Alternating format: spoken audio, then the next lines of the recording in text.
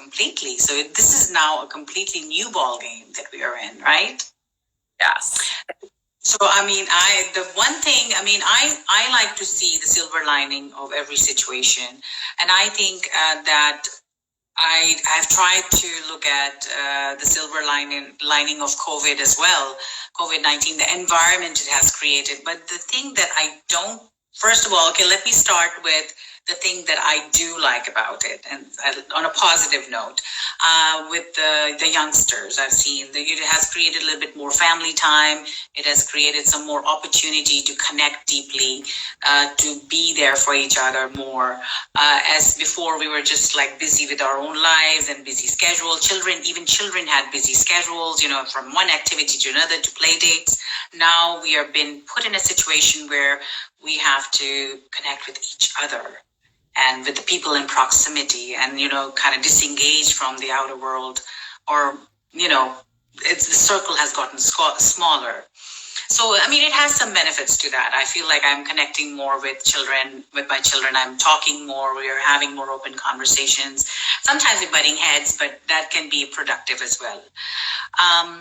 The negative thing that I think about COVID is the kind of fear it has created, the environment of fear and unpredictability, which is, to begin with, difficult for young kids. So that has been something that I found, my kids, other kids around me, having a difficult time with. What are you seeing as a school counselor? What are you seeing? Because now you don't have the same types of problems that you perhaps had before seeing in school setting. Now, what are you seeing? What are the children complaining? Yeah. Yeah. I'm seeing some, obviously heightened anxiety and some, compulsive or obsessive sometimes, worries about safety, even about, about hand washing. Sometimes hand washing, anxiety about illness and, getting sick, or just if someone coughs or sneezes, when as before, that would be just a normal part of our day-to-day life. Right. So definitely things have changed, and things are changing because of the setting we're in, virtual learning. That is, a whole new beast that we're working on, and I think that every day it gets better and better, and the teachers are working so hard. God bless them all. And yes, and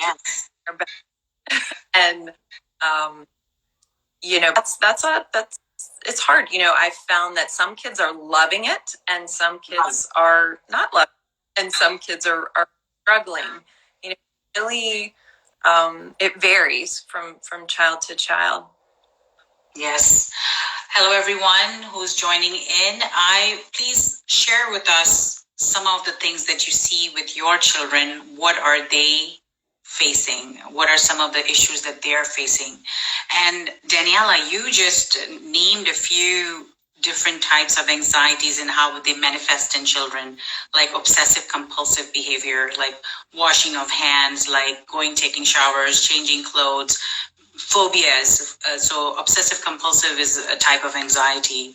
Phobia is one type of anxiety. General anxiety disorder, anxiety about illnesses and the unknown.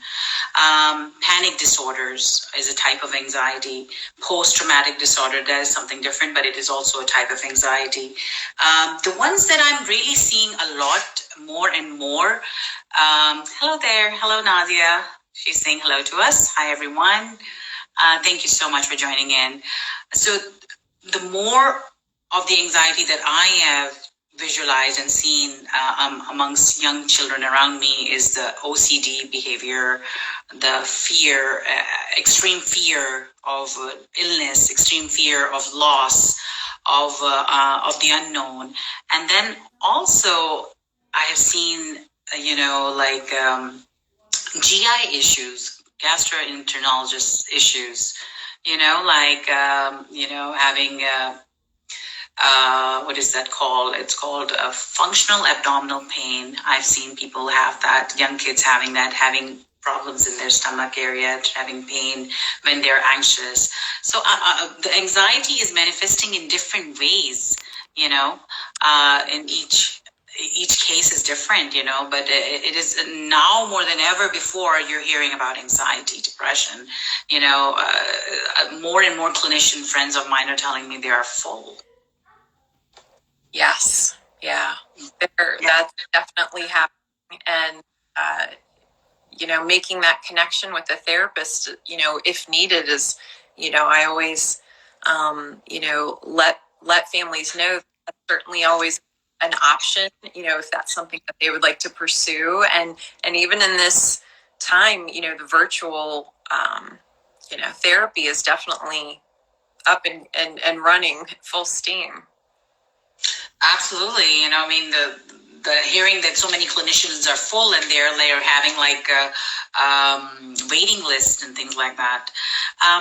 Now this new system has affected their behavior, has affected their social interactions, it has affected their routine, their activities, their connections, how they learn. Everything has been affected. So it is my question then, how can we as caregivers, as educators, how can we help our kids? Well, I think one of the things that you said there was routine. And I think even establishing, some sort of routine at home is important. I think, children of all ages, that's one of the securities of school, that routine, the repetitiveness of the structured day and the predictability. Yeah. We're on the same page, yes. I think that's important as far as, wake up times and going to bed times and perhaps dinner times, not so strict, but, roughly, some consistency there I think is important, because I have seen that some families are letting that go and sometimes staying up way too late or sleeping in or and I think that's an okay thing. I think for weekends, that's an enjoying thing to do on the weekends. But for school and some stability and some structure, having a few things in place, outside from this time to this time, inside at this time, are things that are powerful and that kids can look forward to. But I think also, keeping those lines of communication open with children is so important, and hearing and listening to them, and as caregivers, what is it that they need, or what is it that they would like to contribute or plan as a family this week that we could look forward to, and maybe passing that around to each member of the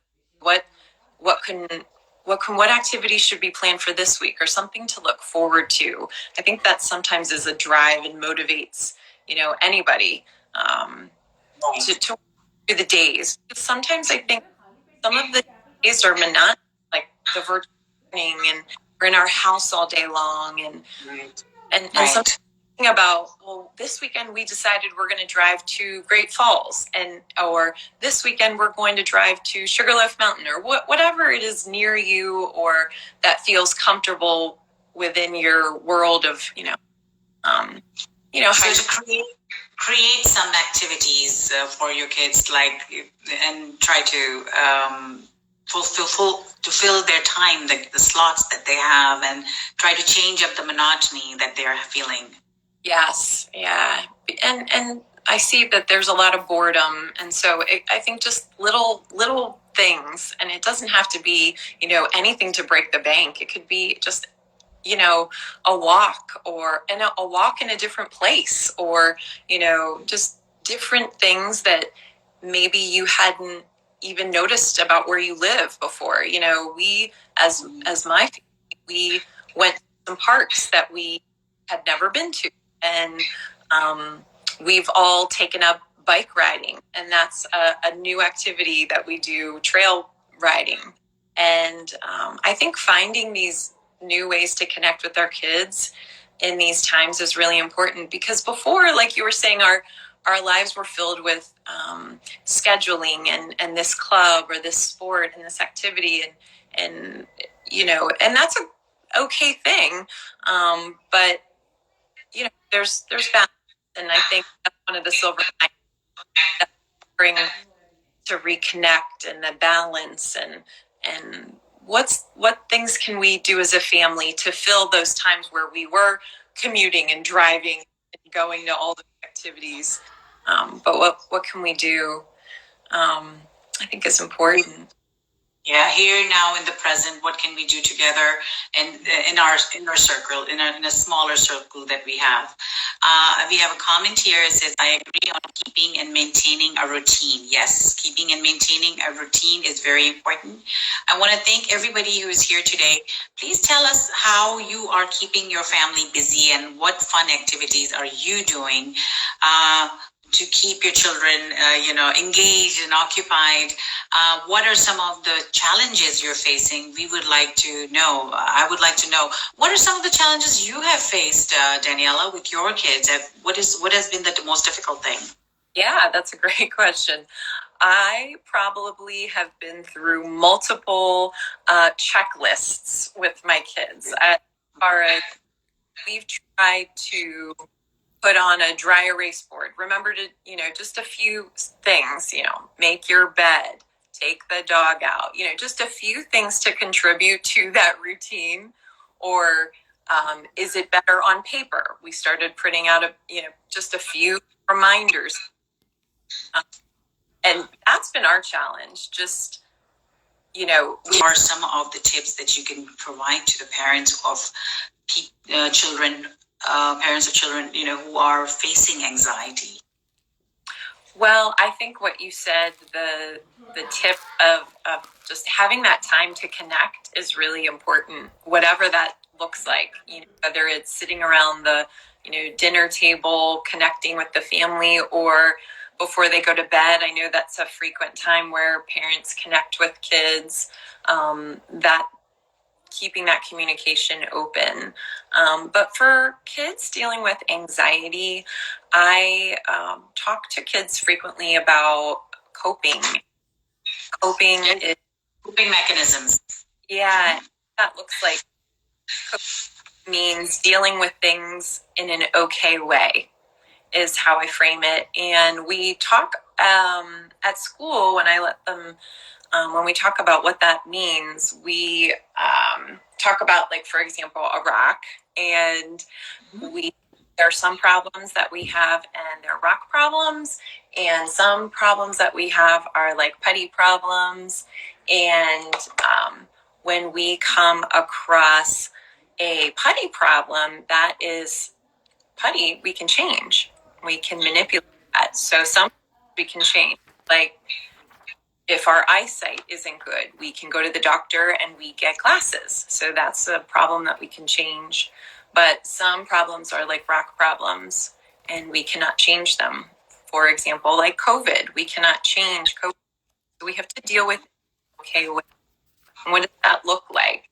And there I start to talk to kids about mindfulness. That's definitely something that I encourage. In all of our classrooms at my school, we have mindfulness areas. So, okay. Corner, and in that corner, they can go to that corner when they need it. And there's a mindfulness bin. And in the bin, there are a variety of fidgets and, different things to do to help calm their brain. And we talk about, when you're having anxiety, it's like this is happening in your brain. Your brain's like this. And we need to think about having a calm brain. So try to give them sort of some visuals to help them understand. And then we what does that look like to have a calm brain? What do we need to do? Because every person needs something different. Not what works for you might not work for you. So you have to figure out going to work. And so I've been encouraging parents to do the same thing in kids in their homes.